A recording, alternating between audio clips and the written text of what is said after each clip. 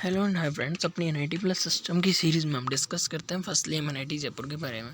तो special points, MNIT Jaipur में seat या फिर एडमिशन लेने के लिए आपको फर्स्टली जेईई मेन क्वालिफाई करना होता है। जेईई मेन क्वालिफाई करने के लिए सबसे पहले जो लास्ट ईयर तक जो एलिजिबिलिटी क्राइटेरिया होता था वो ये होता था कि आपको जनरल और ओबीसी कैटेगरी के लिए 75% मिनिमम 12th में होना ज़रूरी था, और जबकि एससी एसटी के लिए 65%। But now in this year due to the corona pandemic, इस साल कोरोना सिचुएशन की वजह से आपको केवल 12th में पास होना ज़रूरी है। कोई भी ऐसा परसेंटेज के रिगार्डिंग कोई भी एलिजिबिलिटी क्राइटेरिया नहीं है, और टॉप 20 परसेंटाइल रूल भी अभी इस साल नहीं है। जेईई में आपको केवल जेईई में क्वालिफाई करना है। नेक्स्ट जो हम एडमिशन प्रोसेस के बारे में डिस्कस करते हैं, तो admissions are done on the basis of JoSAA counselling, joint seat allocation authority, और जो स्पोर्ट राउंड है वो सी से बुक कराते हैं, central seat allocation board. IITs के लिए कोई भी स्पोर्ट राउंड नहीं होते हैं। तो जो एडमिशन का प्रोसेस है उसमें ये है कि वो कोई भी एस्पायरेंट जिसको एनटीए द्वारा जेईई मेन के रिगार्डिंग कोई भी रैंक जो है वो दी गई है, फिर स्कोर कार्ड में आपके कोई भी रैंक है, वो सभी स्टूडेंट पार्टिसिपेट कर सकते हैं। इसमें रैंक कितनी है ये मैटर नहीं करता, जो भी रैंक हो आप पार्टिसिपेट तो कर ही सकते हो। उसके बाद में चॉइस फिलिंग का प्रोसेस होता है। अपनी चॉइस फिलिंग करने के बाद में चॉइस फिलिंग का पर्टिकुलर ऑप्शन आता है, और जब भी चॉइस फिलिंग की प्रोसेस आएगी आपको नई वीडियोस के थ्रू और लाइव सेशंस के थ्रू बताया जाएगा। उसके बाद में चॉइस फिलिंग के बाद में 2 मॉक राउंड्स होते हैं। जो मॉक राउंड्स होते हैं उनसे जस्ट ये अंदाज़ा लगता है कि आपको कौन सी ब्रांच कौन सा कॉलेज मिल सकता है, लेकिन जस्ट फॉर द अभी के लिए जोसा काउंसलिंग में 7 राउंड्स होते हैं लास्ट ईयर तक, और 2 स्पोर्ट राउंड्स होते हैं। लेकिन जोसा काउंसलिंग में 7 राउंड होते हैं लास्ट ईयर तक, और अब उसमें जैसे फर्स्ट 7 राउंड होते हैं, उनमें जिस राउंड में भी आपको जो चॉइस मिलती है, अगर आप उस चॉइस को लेना चाहते हैं तो आपको फिजिकल रिपोर्टिंग करानी पड़ती है अपनी नियरेस्ट कॉलेज में। एक बार तो आपको करानी पड़ती है, चाहे कोई ब्रांच और कोई सी कॉलेज मिले। उसके बाद में आप सेकेंड राउंड से फर्स्ट राउंड में जो मिलेगा उसको आपका नियरेस्ट एनआईटी में जाके आपको रिपोर्टिंग करानी पड़ेगी। उसके बाद में सेकेंड राउंड से आप जस्ट फ्लोट, और उसमें कई 3 ऑप्शंस होते हैं, फ्लॉट फ्रीज,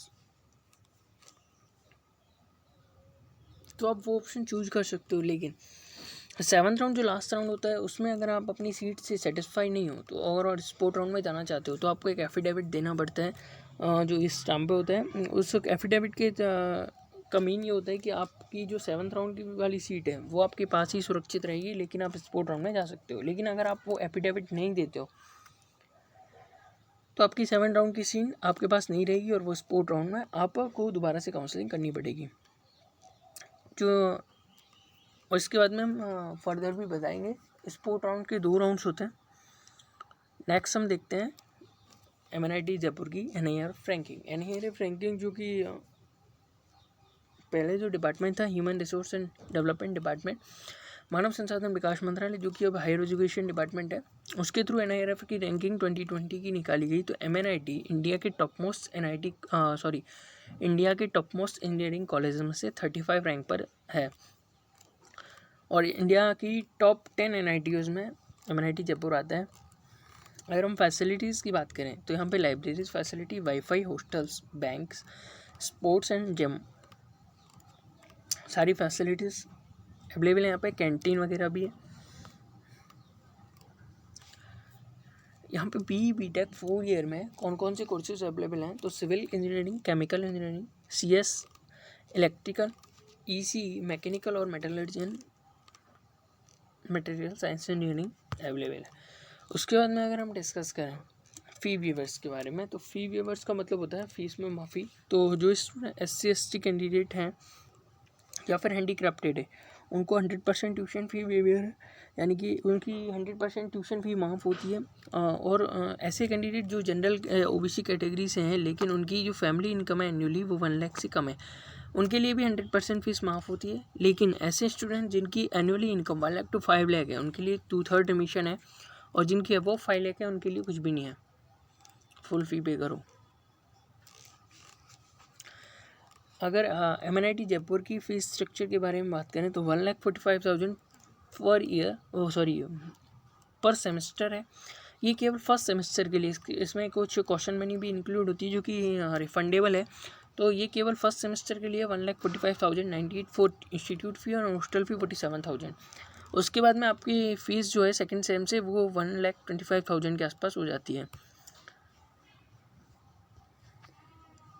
नेक्स्ट अगर हम बात करें क्लोजिंग एंड ओपनिंग की, जो कि मोस्ट इंपॉर्टेंट फैक्टर है, फीस वगैरह तो आप कॉलेज में भी जाकर देख सकते हो कितनी भरनी है, लेकिन जो इंपॉर्टेंट फैक्टर है वो यही है कि रैंकिंग क्या है, कि किस रैंक पर आपको ये कॉलेज मिल सकता है, ये डिपार्टमेंट मिल सकता है। तो सबसे पहले हम होम स्टेट कोटा की बात करते हैं। तो होम स्टेट कोटा में केमिकल इंजीनियरिंग की जो ओपनिंग रैंक है वो है 11,731। ये हम आपको 19 का जो डाटा है वो बता रहे हैं, क्योंकि अभी 2020 तो कुछ हुआ ही नहीं है, अभी तो मेंस भी नहीं लगा है। तो केमिकल इंजीनियरिंग की है 11,731 से 16,460। सिविल इंजीनियरिंग 11,284 से 16,332। ये रैंकिंग्स है।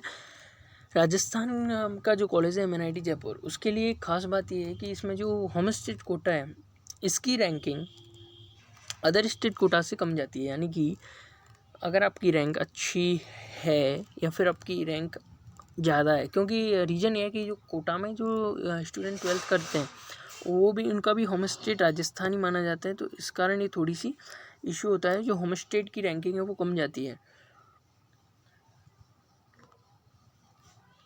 तो नेक्स्ट अगर हम अदर स्टेट की देखें केमिकल इंजीनियरिंग की, 14,710 से 18,036, कितना बड़ा डिफरेंस है। और जो अदर NITs में, अगर मोस्ट ऑफ द NITs में ऐसा होता है कि होम स्टेट कोटा की रैंक जो ज़्यादा जाती है rather than the other state. तो लेकिन ये कोटा की वजह से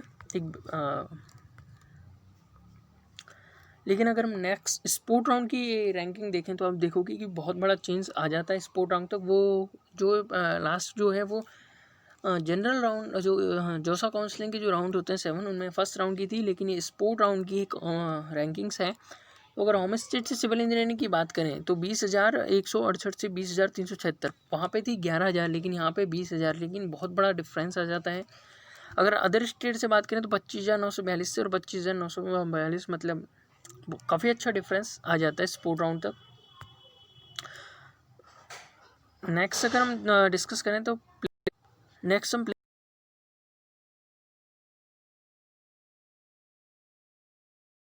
प्लेसमेंट के बारे में डिस्कस करते हैं।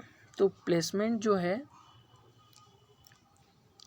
वाकई में MNIT जयपुर जो है इंडिया की टॉप NITs में आता है। तो इसका प्लेसमेंट भी काफ़ी अच्छा है। तो केमिकल इंजीनियरिंग की जो एवरेज पैकेज है वो आपका 7.4 लाख पर एनम है। सिविल इंजीनियरिंग के लिए 7 lakh per annum. Computer science engineering 15 lakh per annum. MNIT Jaipur की प्लेसमेंट्स काफ़ी हद तक IITs की प्लेसमेंट को टच करते हैं, क्योंकि जो एवरेज पैकेज है वो CS डिपार्टमेंट का 15 लाख पर एनम है, इलेक्ट्रिकल का 8 लाख पर एनम, मैकेनिकल का 7 लाख पर एनम। अब हम हाईएस्ट पैकेज के बारे में डिस्कस करें अगर, तो हाईएस्ट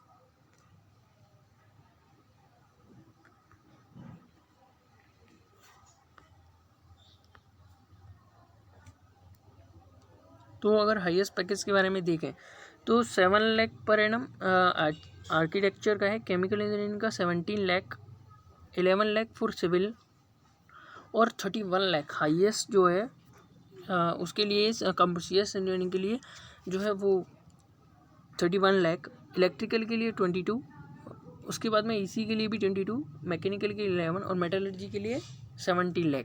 यानी कि काफ़ी अच्छे पैकेजेस जो है जाते हैं। केमिकल के लिए भी काफ़ी अच्छा पैकेज।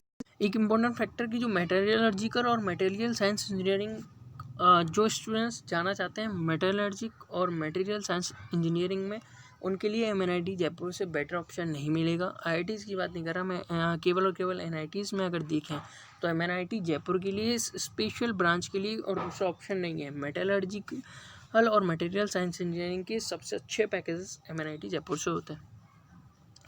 और फर्दर हम अदर NITs के बारे में डिस्कस करेंगे। Then for further videos on upcoming videos for only on NITs, different NIT Silchar, Samirpur and etc. So please subscribe this channel. If you like the video, please like or share to your friends. If you have any query regarding any exam or any only JEE or NEET or any college, you can comment in the comment section. Thank you for watching.